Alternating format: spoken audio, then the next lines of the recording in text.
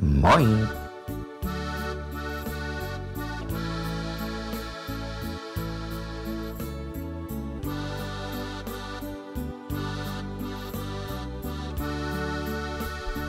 Plattdeutsch lernen.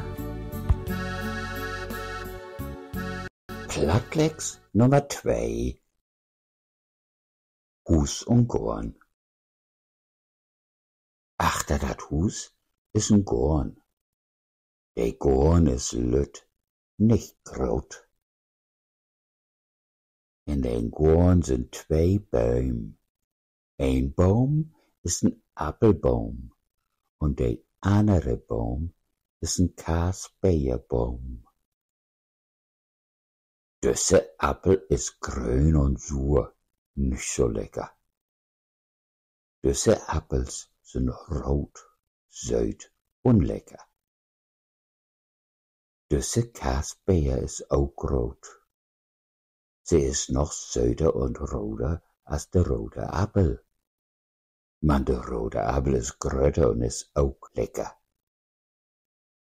In den Gorn sind auch ein paar smukke Blumen.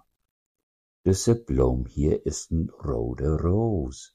Diese Ros passt auch in diesen Gorn. Sie ist rot und besonders smuck. Den Gorn rum ist ein holten Thun. Alle Thün in dit Dörp sind ut holt. Ob diesen Thun wast auch Blum.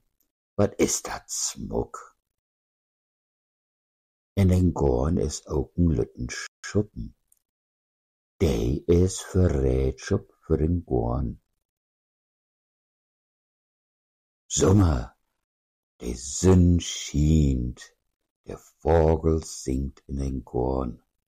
Düsse lütte süße Vogel singt hier Dach um Dach. Wegen, die hele Familie ist in den Gorn. Mutter lässt den Bauch, Vater wackelt in den Schuppen. Die Kinder spielt, der Hund spielt auch. Tja, die Familie hat 2 Husstierten. Ein Husstiert ist ein Hund. Er ist jung und spielt gern.